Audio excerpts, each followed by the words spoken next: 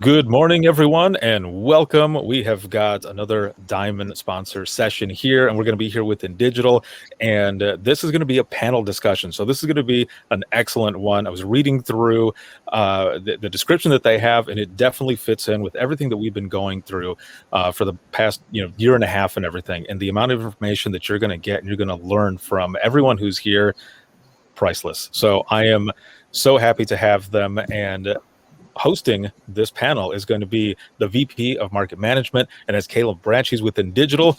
And take it away, my friend. Hey, thank you, Ricardo, and good morning, everybody. We appreciate you joining us on this early Tuesday morning as we talk about what I believe to be a very interesting subject, and a subject that is one thing that we will be working towards going forward, not only as a company, but also as an industry. And so this morning, we're going to talk about dispatching from home, or really dispatching and call taking outside the PSAP.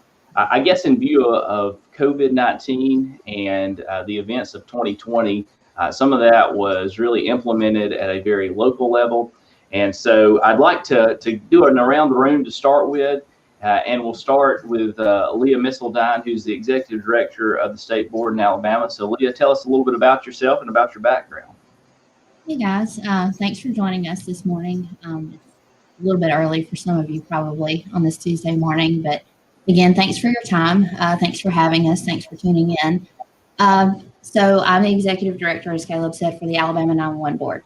Also, I talk with my hands, so that'll be something you see throughout this presentation. I can't stop it. Anyway, with that said, I am in my 23rd year of 911. I started in the PSAP in the seat as a part-time dispatcher when I was in college, and have had the opportunity to work pretty much every position within the PSAP all the way up to director.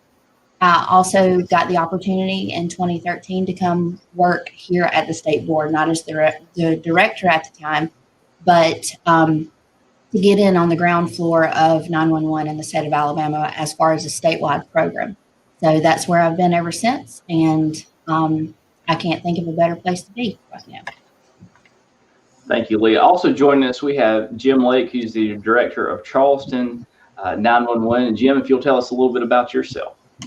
Absolutely. Welcome, everyone. So first of all, I can beat Leah. I've got 42 years in public safety. It just means I'm old, that's all. I am the director in Charleston County in South Carolina. We have a consolidated 911 center. We are constantly growing and testing new technologies and new operational methods. As I've said, I've been in public safety all my life, spending some time in law, fire, and EMS fields as well. So welcome. Great, thank you. And also joining us today, we have Christopher Garrison, who's a field engineer for InDigital, but also a part-time dispatcher. And Chris, if you'll tell us a little more about yourself. Christopher Garrison. Good morning, everyone. I've been at it, been in public safety for about 9 years now. Love it, will not leave. That's about it. Not a really long list there. Thank you, Chris. And my name is Caleb Branch. I'm the Vice President of Market Management for InDigital. Previous to this, I was a 911 director for a consolidated center here in the state of Alabama. And my first job actually was in public safety as a dispatcher at a very small 911 center here in the state. So I also have a background in EMS. I'm a paramedic and worked actively on an ambulance for about 5 years. So the topic today, as I discussed a little bit earlier, is about dispatching from home. And as you see on your screen, there are several things that we're going to talk about. Really, these slides serve as more of a filler so that we can get to a pretty interesting video of Chris's home setup there, what he uses to dispatch when not in the 911 center. But first, let's talk a little bit about how this came to being, and really what kind of the goals were going forward. Many of you know that in 2020, it was a very difficult year for public safety, specifically because of the impact of COVID throughout the U.S. and really a greater part of the world. And so one of the things that we wanted to do at InDigital was be able to provide a solution that gave call takers, dispatchers, telecommunicators the ability to be able to work from home. And so Chris was our guinea pig, so to speak, and we actually assembled a kit that had CAD and as well as CPE and was highly portable.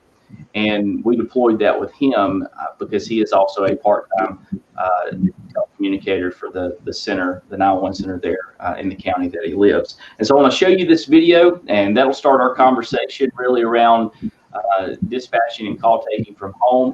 But here's Chris showing you his setup. All right, so I'll give you a quick overview of my 911 call taking abilities here at the house. All right, a complete CADing system of software is going to be through several software, telecom interface for call taking, NGCS. The system actually comes with two screens, which computer itself, Dell computer, with another touch screen added to it, using a touch screen, and a Samsung TV to be set up. Therefore, I can actually have my mapping software on a separate screen. All this stuff is done by data drops from my cabinets and also an HDMI splitter, so that way I can actually watch TV on there if I actually want to.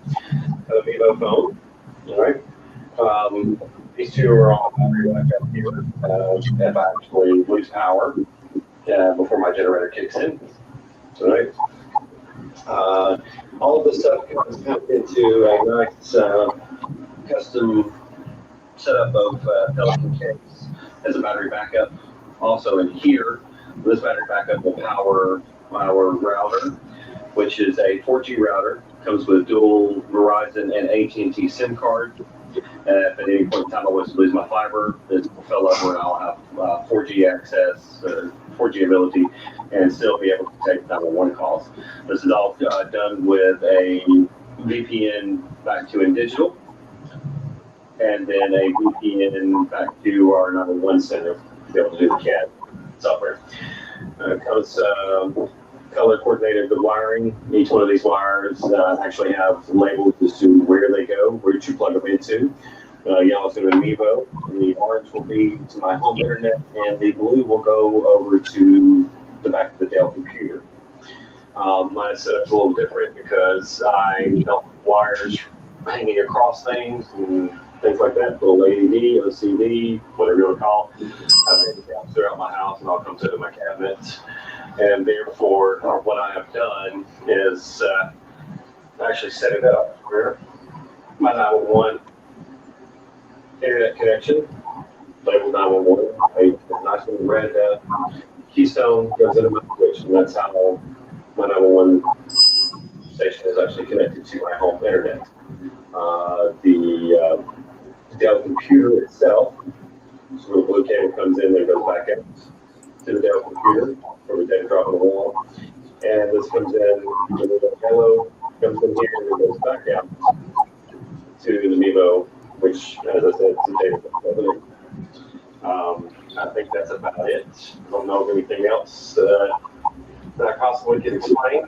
This is very simple to deploy, and even if you get lost, it comes with instructions. So that's about it. Thanks for watching.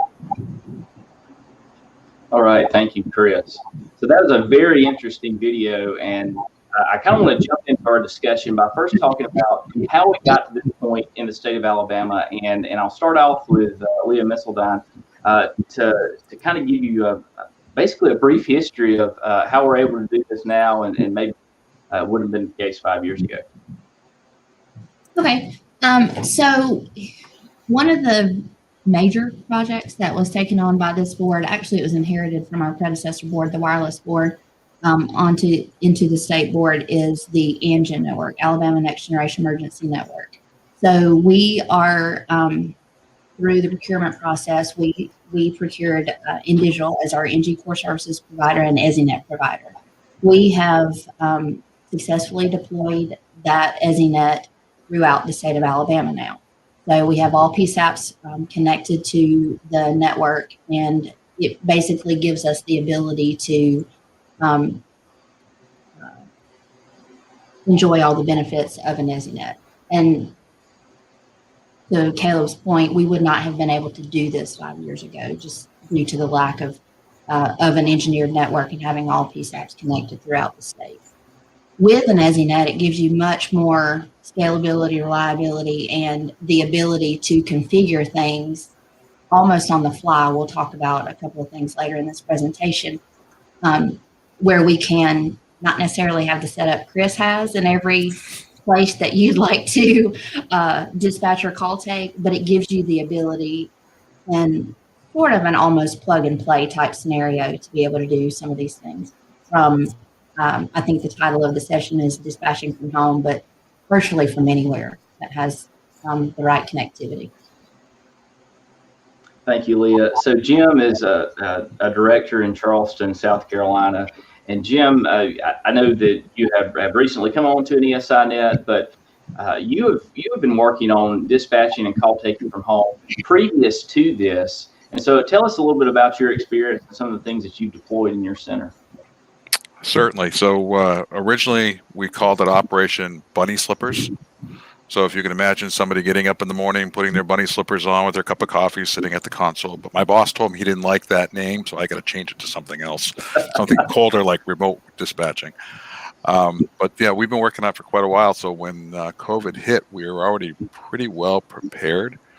And the idea was, again, although Chris's setup is great, we can't afford to do that in every home. So we wanted to be more mobile, more portable.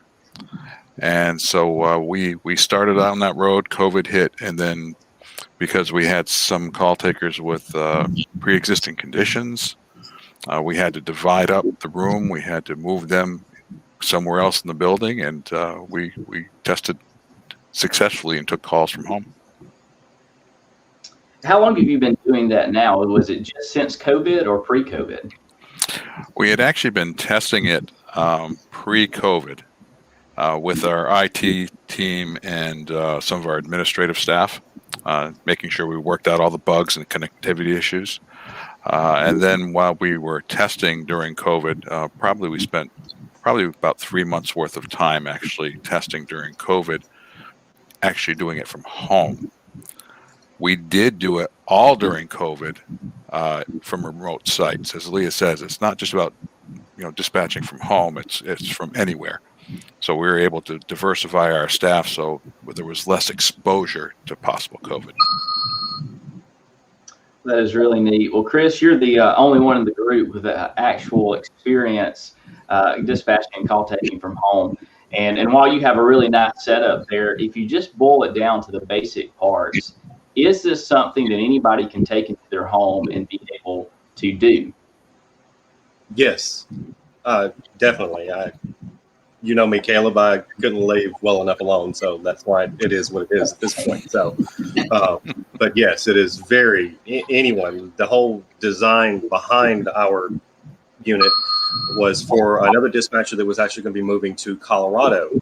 And she was actually going to take that with her and dispatch from Colorado, take from Colorado for Blount County, because it was just going to be like a temporary move, if I'm not mistaken. That never came to fruition, so it never really got the testing that we wanted it. So that's how it wound up here in the Batcave.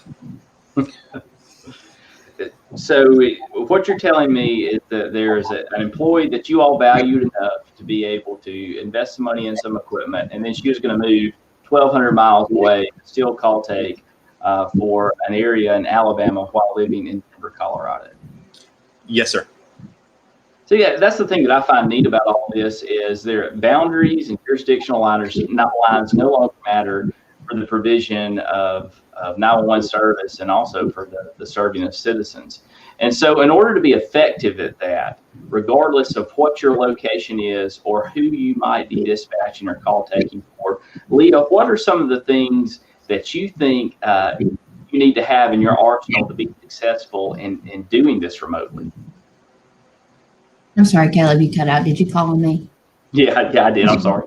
All right, good. All right. So you've already hit on this, and our human resource is our most valuable resource. You, the manager of 911 centers, you know your most capable people. You know your most those that excel in when you do your quality control checks. You know those dependable, reliable folks that are in your center that have a passion for this job and that will do this job well. So I would just say trust your gut, trust your intuition, tap into that resource because you have people. Maybe they're like Chris and can't leave well enough alone, but you have those people available to you. And I would just say that with 911, I'm not certain, I'm not convinced that the public realizes how 911 actually operates anyway.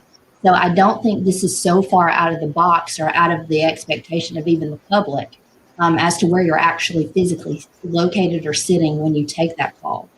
So I would just say, you know your center, you know your operations, you manage your people, and tap into the resource that you have that's available to you. And those are your best and your brightest in your center.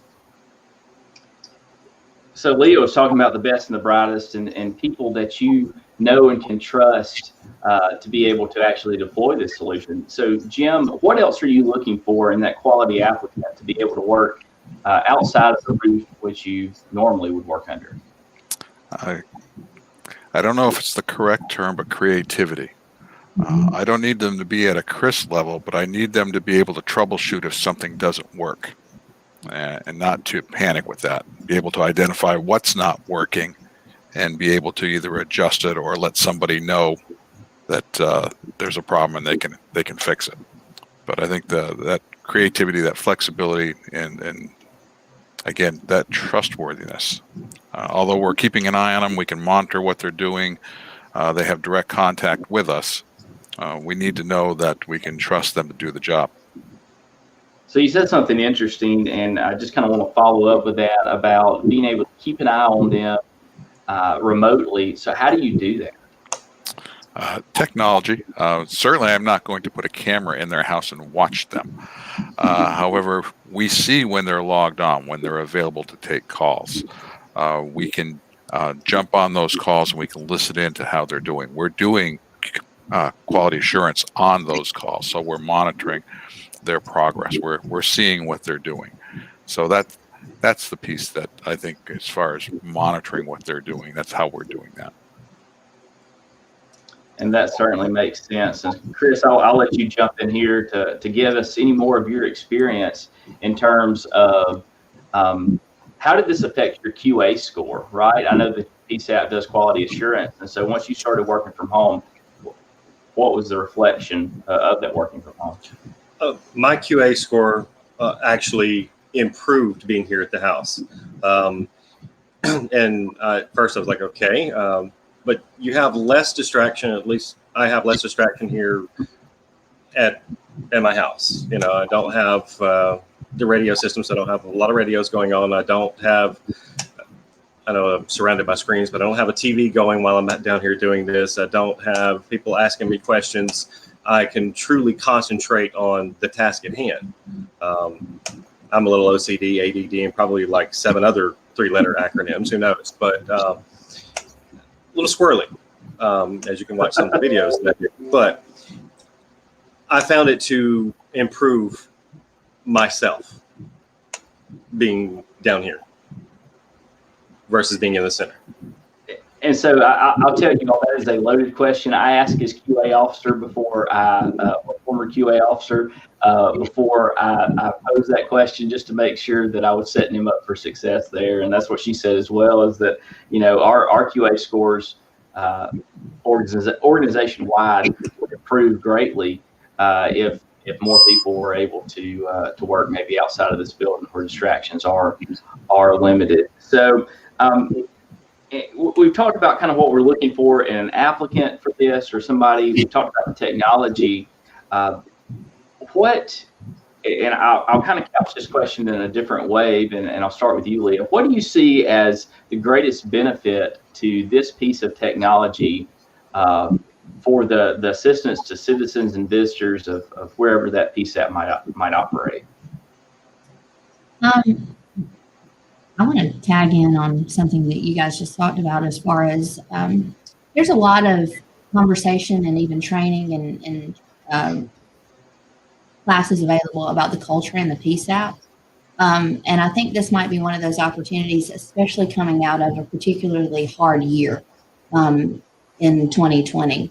I know in Alabama, beyond the pandemic, we had back-to-back tornadic events all across our state. We had 2 back-to-back hurricanes, which is sort of unusual for us, that impacted not just the coast, but the state as a whole. And that's one thing that I think we should probably consider with this is the impact to the PSAP, to the people in the PSAP, and how that might improve the morale or the productivity of those that man our centers. I was speaking to a colleague of mine recently, and some of the opportunity to not commute every day to the office or to the center or to wherever you're going, and the ability to remain at home had an overwhelming positive impact on the organization as a whole. And I think those are some of the things that we should consider. I think we automatically throw up the flag of liability and the concerns there, but as managers should do our due diligence, just what Jim talked about a little while ago, QA/QC the work product. Make sure that folks are logged in on time. You can monitor all of those things. Technology's there, and I'll tell you, technology's the easy part. You don't want me doing it, but technology is the easy part. But with that, I just think we have to be more open-minded, and that's one positive thing that I think has come out of deploying the technology and testing in these environments is to allow us the comfort or confidence to be able to do some of these things and test some of these things and be very successful in doing so. And I completely agree. And I kind of want to follow up with Jim about something that you said regarding employee morale. So what was the reception of this additional technology, Jim, your PSAP, and how did this improve or contribute to morale? For all the positive reasons Leah mentioned, the staff just is chomping at the bit to do this as a full-time initiative. They don't expect to work every day from home or somewhere else. Mm-hmm. However, having the ability to, because of childcare issues, or as most of us knew before COVID, if you had a cold, they wouldn't let you into let your child into daycare, and now you're stuck with a child. What do you do with them? So the staff is very excited, and I do have to admit there are some that are skeptical. There are people that want to be in the room. They want to be part of that center, and there are others that are independent workers that can do just as great job from home, and they're excited about it. So I work from home now and have for the last 3 years, and I did not think initially that I would enjoy it. But I will say that although I'm not call taking or dispatching, I am more productive at home than I was at work, because you do not have as many people that want to stop by your office and talk and carry on a conversation. And now kind of the way media is, you have that interaction with each other through various messaging platforms, but maybe it's not as not as distracting as it would have been previously. So I see this obviously as a big benefit. I mean, there are some things that are required of the place that you're going to be at in order to do this properly. You got to have great internet connectivity, right? I mean, that's the primary thing, is that you have to have internet that exceeds what is normally available in most places in the South specifically, but really rural areas. And so that is kind of the limiting factor. But I guess as technology continues to improve, that may not even be a limiting factor. You all are aware of what Elon Musk has done through the Starlink program, and so you might be out in the middle of the of Wyoming, say, and be able to call, take, and dispatch from previously. This was a place that didn't even have power, much less internet connectivity. So, it's very exciting to see where technology is moving, but that also pays significant dividends for us as professionals in 911. So I want to kind of shift gears here and talk about not just dispatching from home, COVID or pandemic related, but also get each of your takes on where this type of technology is useful in deployment for other things. Whether, I mean, not just in a regular, I guess, everyday scenario, but also where would this type of kit or technology provide the most benefit? And Leah, we will start with you about other uses for this. Sure. So I'm going to harken back to my PSAP days. I worked in Auburn, Alabama, which houses an SEC school. The city of Auburn Public Safety provided dispatch services, call taking services for the university, as well as a community of about 50,000. We also, of course, have the University of Alabama here in the state. And I can think of no shortage of country music events, outdoor events, races, Talladega, those types of things, or as people in Alabama say, Talladega. I can't make myself say that naturally. But anyway, you have so many opportunities to deploy this type of technology and create a pop-up PSAP. We're going to talk a little bit later about a PSAP within a PSAP. It's basically forcing us to rethink all of the backup centers that are never staffed and maybe sometimes never even exercised, and like the mobile command terminals and things about the state that we have, and how to exercise those and how those truly become a statewide available asset or area-wide, region-wide available asset versus just within the walls of a PSAP. Again, if we're meeting the expectations of the public, 911 has traditionally been out of sight, out of mind. So if you're meeting the expectations of the public, I'm not really sure that they care where you are. But as long as they feel like they're getting the service that they expect, I think that's our opportunity to exercise any sort of deployment that's possible. I think it's extremely exciting to know that we have these capabilities and we can test them in almost any environment, regardless of what the satellites tell us or the antennas we put up. I don't know about all that kind of stuff, but with that said, it's neat to think about how we can have a pop-up PSAP pretty much anywhere versus where I was in a PSAP just 10 years ago, and there was no ability to do that. You're on mute. See, the mute gets me every time. I'll pose the same question to you and other uses for this outside of just normal dispatching from home. And that was meant for me, Caleb? It is. Okay. So in our continuity of operation plans, I had to say that out, so I didn't just use the acronym COOP. We build in options, and this is an option. So as an example, if I have a Category 4 hurricane that's headed towards me, I can pack up half a dozen of my staff with the kits we've created, and they're not dispatching from home, but I'm sending them to another 911 center away from here, away from the danger. They can plug in and they can be ready in case something happens here. Provide us extra call takers and dispatchers, but certainly if we sustain damage. Another COVID situation where something else occurs. So the ability to work remotely, whether it's from home or some other place, gives us options to look at all of these situations we faced before with a different set of eyes, a different way of managing. One thing too that you have multiple systems working together, and Leah, you said something that made me kind of think about the project that you're undertaking in the state of Alabama related to GIS and geo-routing. So from your perspective, how does the GIS component of what you're doing play into being able to spin up these PSAPs if needed? So I'm a little bit of a spatial identifier. That's probably a terrible description, but I need to see things visually. I need to know where they are location-wise, geographically speaking. And as Caleb mentioned, about a year ago, we spun up our GIS project here in the state. So it just gives us the ability to be able to do a number of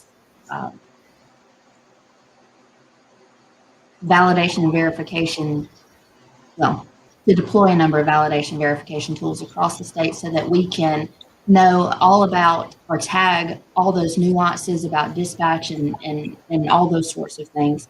And when we have, again, I've coined this term while we're on this presentation, but in the event of a pop-up PSAP, you draw your jurisdictional lines and you go on about your business as far as call routing goes. That right there is invaluable as far as getting the people that may be familiar with the area, familiar with the operations of the responders in that area, even if they're physically, like Jim said, if you have to put them on a bus or in a mobile command terminal and take them 100 miles inland, you have the ability still to route your calls and have that service provided from a safe location. Like I said, we're only about a year into our statewide GIS project, and a lot of this is data collection at this point. But just yesterday, I had a call with a vendor, and it has to do with the Internet of Things and an activation being injected into an EZNet, and they were interested in our setup here in Alabama. And so, talking through them, they informed me that they had their own jurisdictional boundaries, and I was like, well, not every jurisdictional boundary follows a county line, a river, a state line, those sorts of things. So operationally speaking, my question to them was, hey, can you ingest our boundaries whenever we have them and we're confident with them? They're like, oh, yeah, sure, that would be great. Those sorts of things. So you have to just keep that in mind, that's, I think, probably what the local flavor of 911 is going to continue to be.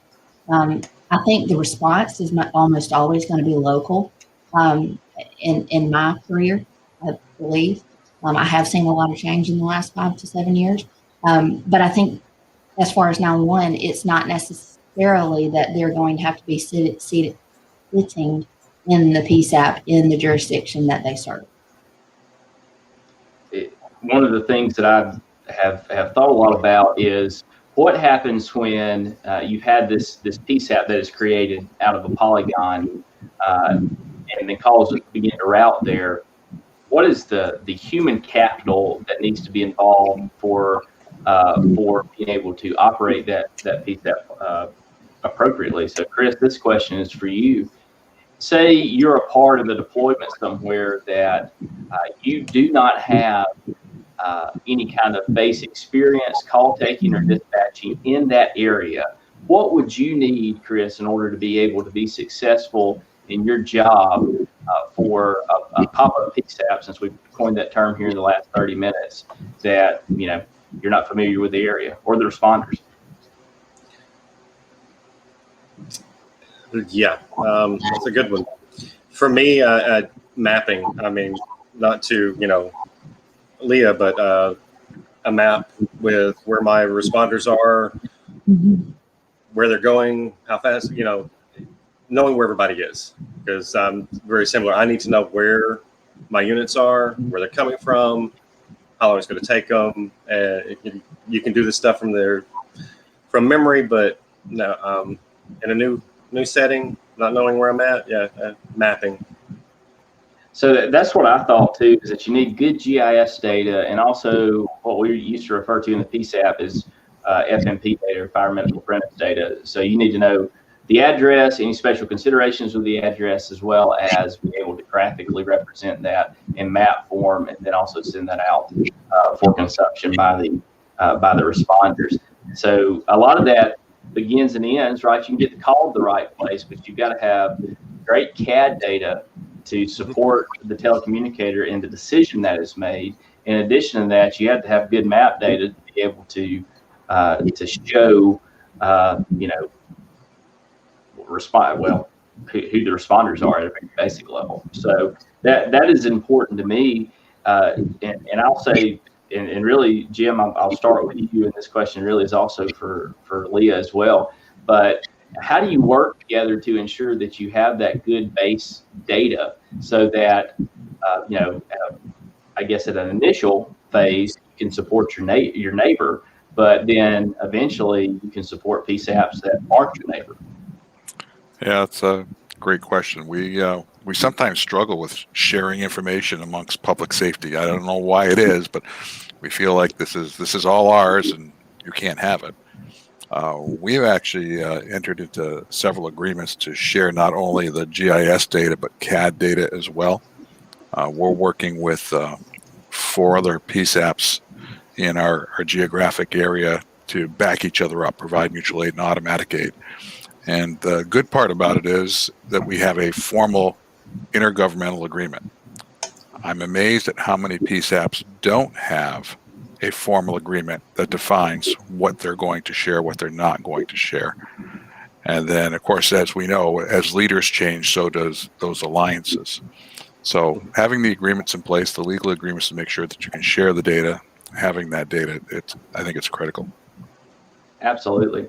Leah, in your role as state director, how do you help to advocate for that exchange of data and help provide local PSAPs with additional data for their neighbors or for people that are not their neighbors? Well, I too have found that we don't share information willingly all the time in public safety. It's one of those things where you're kind of like a head scratcher. But I will just say that we focus very much on relationships. We here in this office at the state level are able to have a fair amount of high level knowledge about what folks are doing. So when we know so-and-so is on this CAD and so-and-so is on this CAD, whether they're across the state or their neighbors, sometimes we try to hook them up or pair them up in working through whatever deployments, data conversions, whatever it is.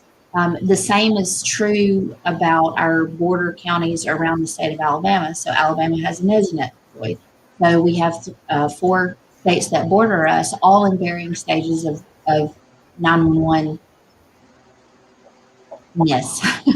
And we're to the point of, just last week I hooked up a county in Alabama and a county in Florida so that they could share their road center lines. Eventually, we'll be able to do that at a state level, and it will be probably a little bit more seamless. Well, maybe a little more seamless, but we made sure that they had the right contacts there. And you just have to push and connect those people, the correct people, to be able to share that information. Jim spoke to the formal agreements that need to be in place. I've never encountered so many MOUs, MOAs, letters of authority and authorization as I have in this office, particularly in the last year or two. I'm not saying it's not necessary, but I'm like, my goodness, did we do this before? The answer is no, we didn't do this before because we didn't share information before. So we all know that calls don't stop at the county line. They don't stop at the state line. So we need to be able to at the very least, send those calls back and forth with minimal 911 data. And those are some of the things that we're focused and have targeted as our priorities here in this office. I think I might have gone a little off course with the question that you asked. But so, anyway. But I think that kind of leads into the next thing that I want to talk about, and something that you alluded to a little bit earlier was operating a PSAP inside a PSAP. So we had a case back in December of this past year where that actually happened. And Leah, if you'll kind of follow up on how we, using a network deployment, we were able to assist one another and also be good neighbors, if you will. Yeah. So we late on a Wednesday evening, Thursday evening, kind of going into the weekend, I believe, we basically had a representative from a small county here in Alabama. They have a total of 5 PSAPs, I believe, across the state. Contact us and said, basically, we need help. we need a solution here because we have a particular center, the busiest one in the county, just fraught with COVID. And they had the place cleaned and tried to keep it in operation, but they were like, we need to shut it down, clean it completely, and then let it sit for a few days and, defumigate, air out a little bit, and then come back. And we're like, okay. So we have a Mevo Anywhere kit here in the office here in Montgomery. We have, I don't know how many deployed across the state, 4 or 5, Caleb? 5, I think, yeah. Okay.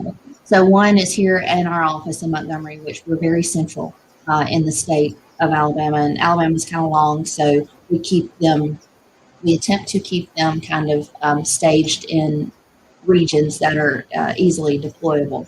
So our deputy director, Adam, came down to the office that evening, grabbed the kit, and then took it to the county because it was close to his residence, basically. So he was able to take it, and no offense to Adam, but he's not a trained technician. He's not, as they say, a wire puller, or he doesn't do this every day. You know, he's our deputy director here, but he took it. He followed the laminated instructions that are in our box, plugged it in, all of that kind of stuff, and got them up and running. And basically what they were able to do is we created a PSAP within a PSAP. So there was an existing PSAP within that county that had all of the, what we would call the engine connectivity and capability of the network there, and chose to utilize those, that Mevo kit to accept their calls. All of those centers are one seat PSAPs, with the exception of maybe one of them, which is a 2-seat PSAP. So they were just concerned that instead of just redirecting the calls, they wanted to stage a person to accept the calls for the sheriff's department there within the other smaller PSAP, just because they didn't want that person overrun call volume, understandably so. So we were able to deploy that. We got it up and Adam got it up and running, and I believe it wound up being about 2 weeks that the kit stayed on site. And then we just went over, packed it back up, and brought it back to the office. And obviously the public was none the wiser. They didn't really have to change their operations whatsoever, and the responders' expectations were met, as well as the PSAPs in the county.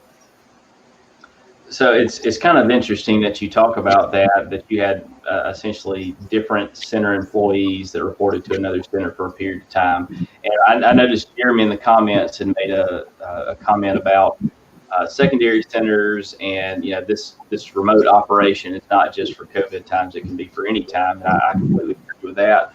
One of the things that has been prevalent among 911 centers and ECDs or ECCs across the U.S. for an extended period of time is the desire to have a backup center, right? So I can go and point to a half dozen right now that I know of that are, the power's on, the air conditioning's cooling, but nobody's ever sat in that seat. There wasn't the need to evacuate to this secondary center. Jim, I guess specifically this question is for you. With deploying this type of technology, being able to work remotely or work from home, does that take away the need to have a backup center? I don't want to say yes totally, because then my boss might hear that and shut mine down for now. But we are going in that direction, and I think that's the concept. Even though the title of this is working, telecommunicating from home, it really is about being able to work from anywhere. You can go to a school, or in our case, if we have a hurricane coming, we can go 60, 80 miles in the other direction, and it can be in a hall somewhere. It can be another 911 center that has a conference room. It just gives us that flexibility to not be confined to a specific location or space. Well, and I also think there's some financial realities that come along with this, and that while whatever you deploy, whether it's what we talked about or something else, may cost money, I think there are savings that can be gained that are 2 and 3 and 4-fold in other places, because you've developed this type of flexibility. So Leah, I guess this comes back to you with relation to these secondary or backup PSAPs. How do you, from your position, advocate for the use of this type of technology instead of having that backup center? Well, this is some of the comments are ongoing about flexibility. So 911, we're problem solvers, right? So you bring us something, we want to fix it and move on. So I would say with that is also, let me pause and say this, that I don't think there's anyone in public safety that says they have enough money to do all that they want to do. We have big aspirations and goals as far as providing public safety to those around us. And sure, more money would be great, but we're also creative problem solvers too and innovators. So with that, I would say in the event that you need a backup facility, I'm with Jim. I'm not about to say that you don't need any, but perhaps you have a regional backup center, that you send 4 or 5 folks from 4 or 5 counties to in the event of a hurricane, or I can think of a number of different situations. But I would just say, 911, I think this is a true statement, has traditionally been expensive. And I think the deployability of these capabilities makes it less expensive, as long as we're innovative and flexible as to how we do that. So I would say, in the event that you need a backup center, maybe you don't need a backup center in every county in your state. Maybe you need 4 or 5 regional centers. Somebody's already mentioned it on this, but utilize schools and hardened structures that already exist somewhere. Those are great opportunities where it doesn't cost you the construction side of it, the brick and mortar side of it.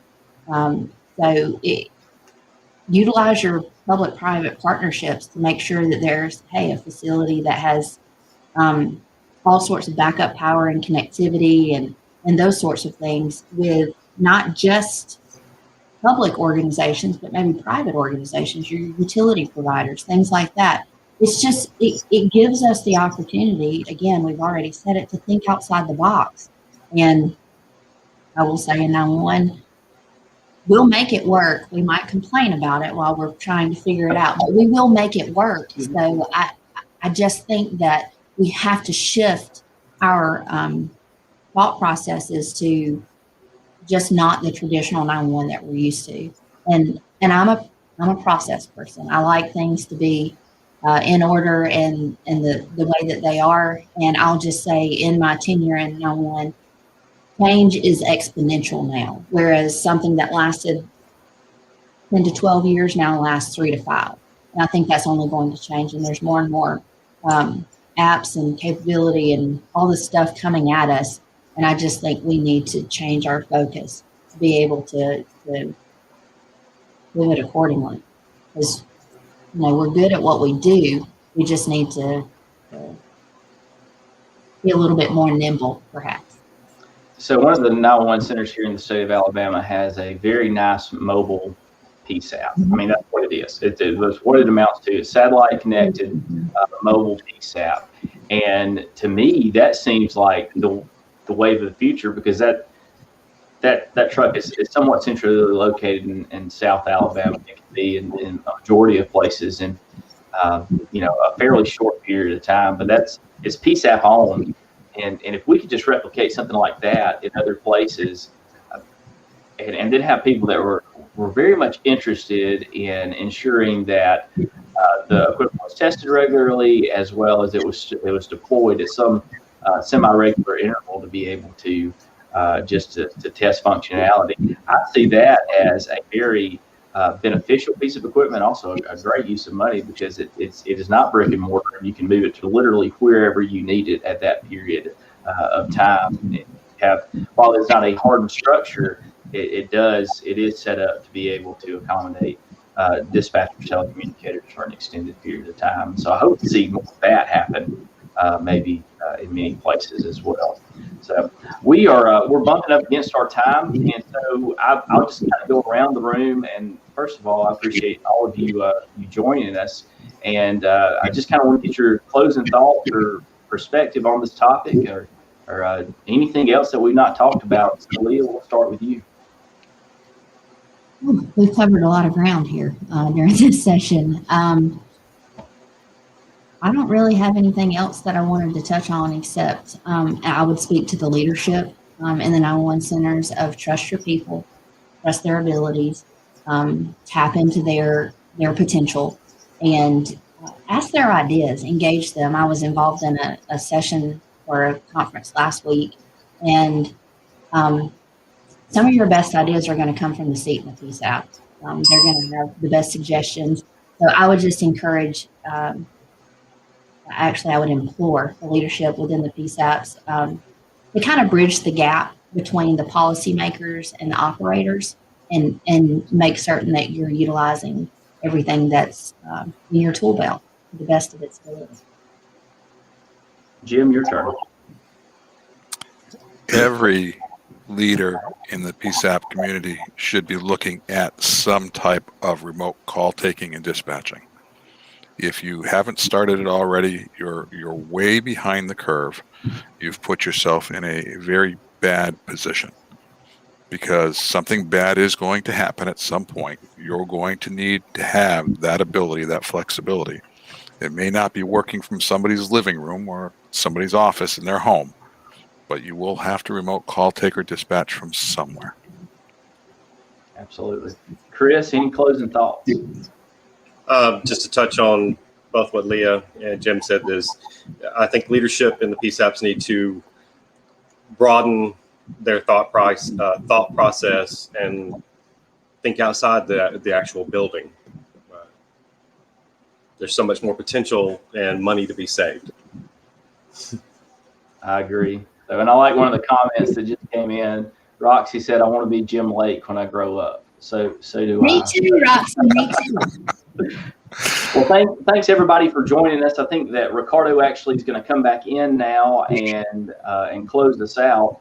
But we really do appreciate you all being a part of the panel today, taking this time out of your Tuesday morning, as I hope that this was beneficial, not just for the four of us that's been a part of the panel, but also for those of you that tuned in today. So Ricardo, I'll turn it over to you.